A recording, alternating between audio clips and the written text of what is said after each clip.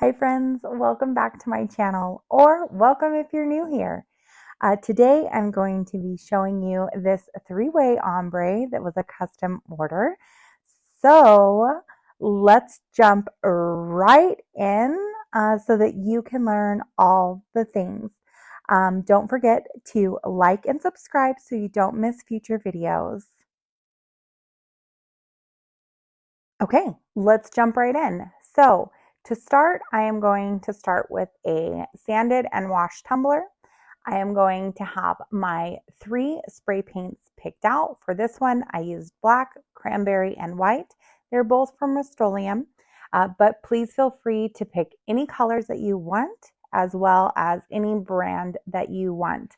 From there, what we're going to do is we're going to start our ombre. Now, a few things that you need to know. Start with your darkest color and move to your lightest, and make sure that you are holding your spray paint can at least a foot away and that you are spray painting in short bursts. This is important because between um, the short bursts and how far away your spray paint can is, it is going to help fan out the spray paint. So as you can see at the top of the black here, how it's starting to drift up towards the center, that's exactly what you want.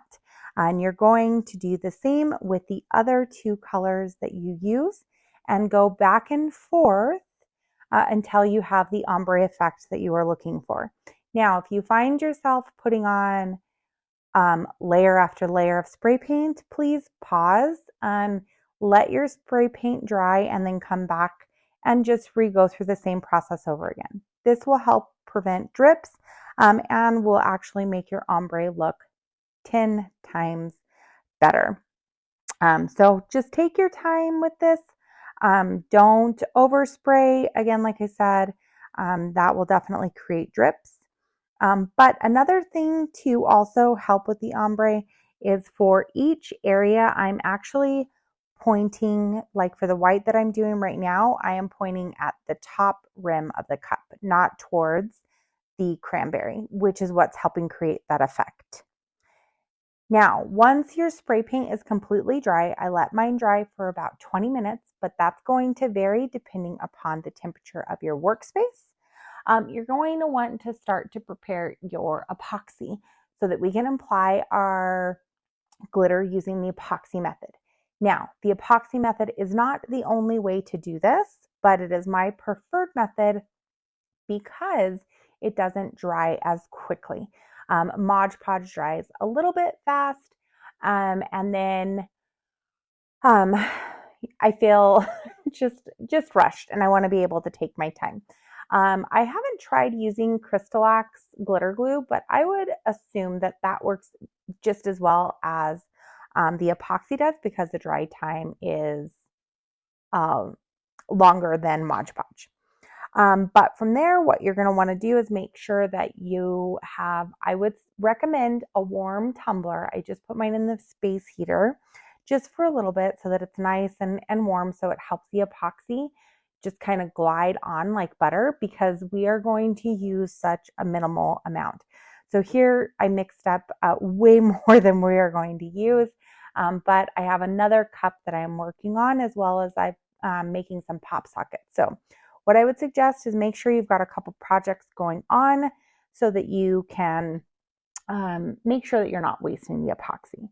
But from there, we're going to use Veil, Superstar, and Sea Glass for our whites, Tome, Love Kills, and Daring from Create by Firefly, Obsidian from My Esther's Creations, and Batman from Peachy Olive Glitters.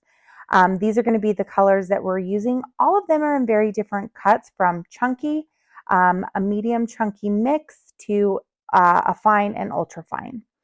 Now, I'm going to put less than 1 ml, maybe 2 mLs of epoxy on my cup. It is such a thin layer, you guys. But this is just going to help us make sure that we get really good full coverage. And then I'm also going to pat my cup. You'll see here now This will just make sure that the epoxy doesn't have any lines or streaks that may show through the glitter, and just make sure we've got nice even coverage. From here, I'm going to start with all of my chunky glitters first. We are going to raise our shakers about 6 to 8 inches above our tumbler. I have my tumbler pointed down right now. So the bottom of the cup is pointed towards my table. This will make sure that where my glitter falls is not into the cranberry portion of it. And then I'm going to come in and I'm going to do the same with my chunky red glitter, which is Tome from PDB. And again, guys, what we're doing here is we're just laying our roadmap for where we want things to go. The chunky glitter allows for a lot of depth and dimension. So this will help us accomplish a really, really beautiful ombre with our glitters, especially with such contrasting colors like the white and the maroon. And then what you'll see here is I am tilting the cup down and bringing Tome up into the white and down into the black. So again, this helps create our fade. And then we're going to move right in to Superstar from Maestra's Creations. That's going to be our chunky for our white. Now, I did take off my lid. What I will tell you is if you do this, please, please, please do not be heavy-handed.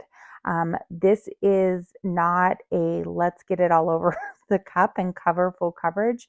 We just are laying out our roadmap for our ombres right now. From there, I'm going to move into my medium to chunky. For my black, it is my obsidian. I don't have a different color. So this is obsidian from Maestra's Creations. If you guys don't have this color, go get it. It's so great. And then I'm adding a little bit more Tome from PDB. I can't remember. I probably did a little bit more Superstar too. But you'll see me tilting the cup back and forth. This is just to help create that ombre effect and just have the colors trickle down into the other color. And now we'll move into our medium cut. So I am going to go in with Veil. This is from Peachy Olive Glitters. It is a really, really beautiful white. But I'm going to go heavy around the rim and in the middle of that white section. And then I'm going to tilt my cup down and then make sure that it falls into the maroon portion of it. Then we're going to go in with Love Kills from PDB. Again, going super heavy in the middle. And then going to tilt my cup down and then back up so it falls into the white and the other direction so that it falls into the black. And I'm going a little bit heavier now because I've got good coverage in my white section and good coverage in the black section. And then finally, I'm going to go in with my finer cuts. So I'm going to go in with Sea Glass from PDB. And we're going to get all of those spaces filled in the white section.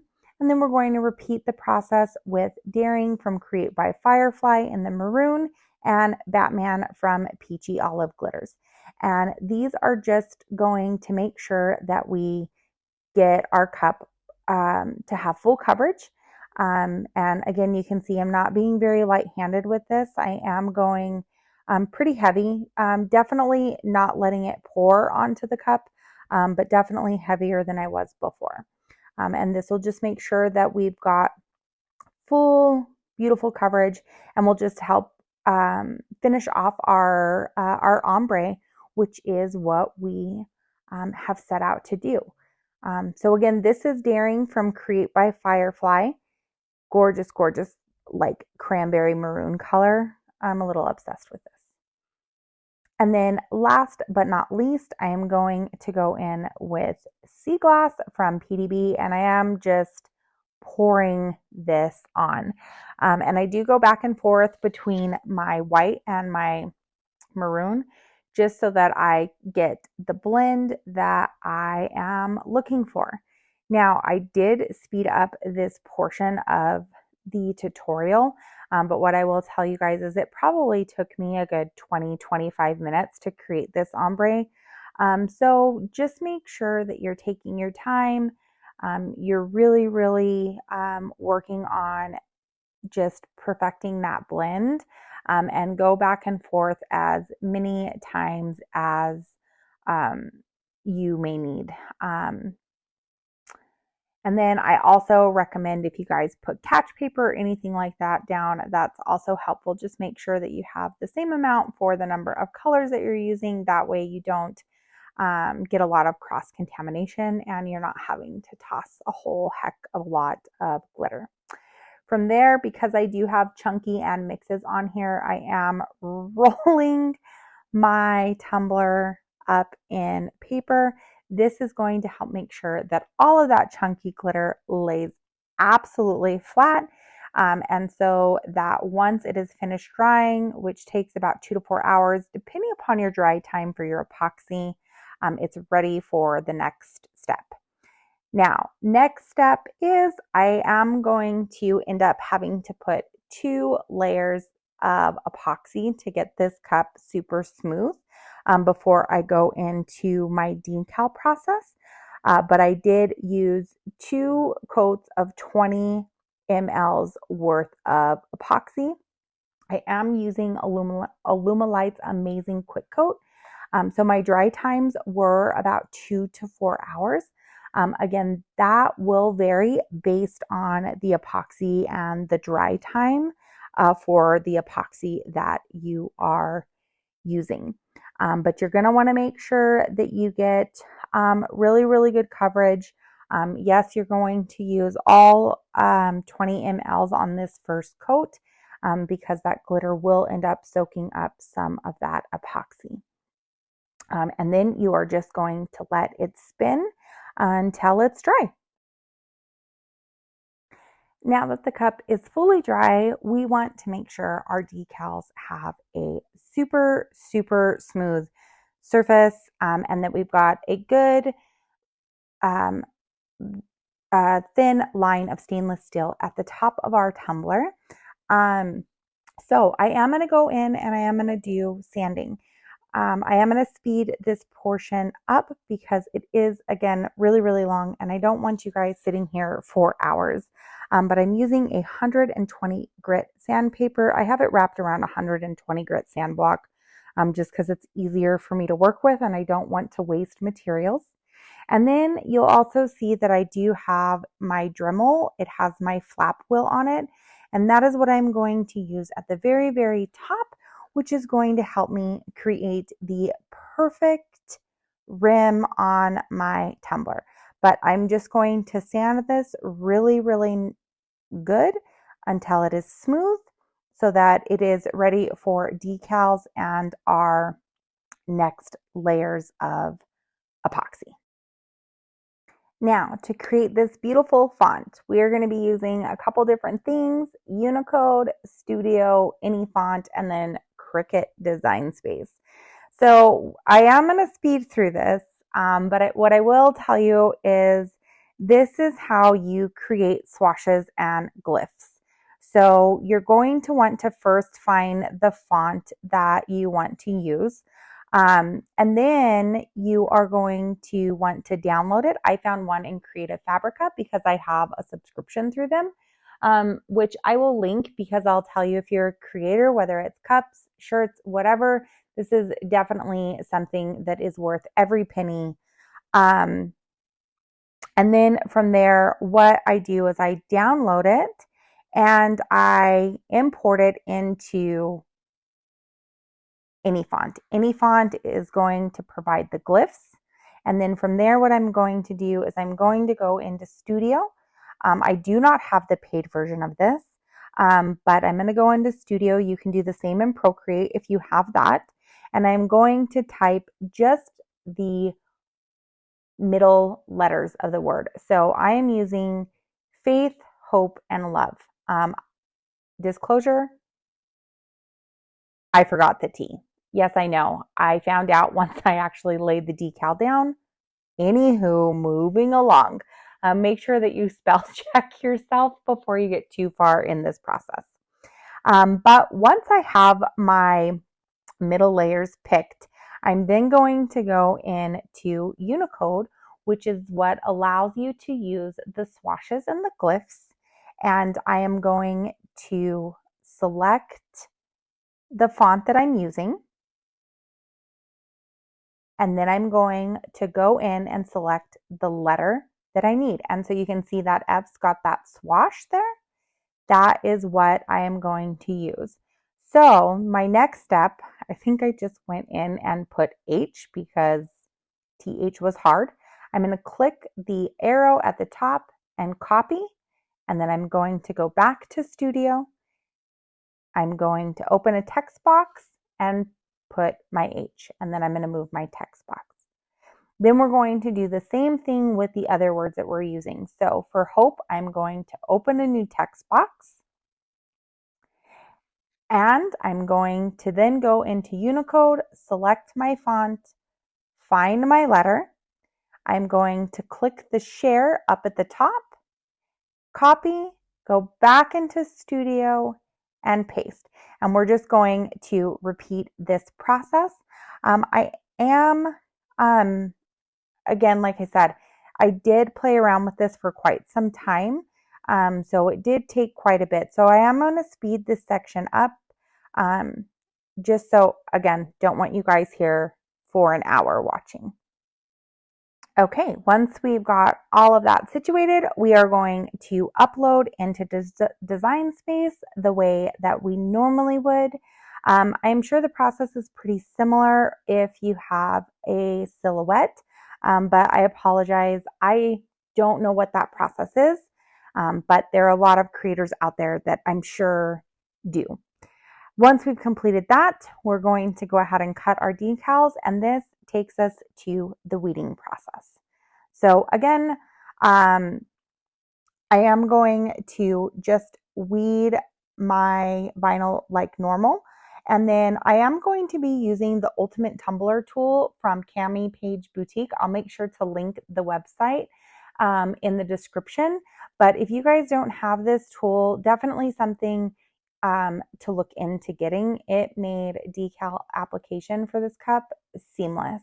Not something that you have to run out and get, but definitely something worth getting. Again, I'll make sure to link it below.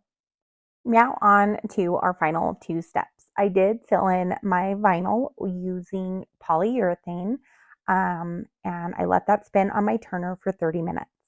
This cup did need 2 coats of epoxy. Each were 20 mLs for the final coats for it to be perfectly smooth. I did go in and pop my bubbles with my kitchen torch once I had it on, and I let it spin for 4 hours for each coat. Your drying times may vary depending upon your epoxy used, but guys, this was it. It turned out so beautiful. I know my customer is going to love it. I hope you guys do too. Thank you again so much for all the love and all the support. I will see you guys next week. And don't forget to follow me on social. I'd love to see you there.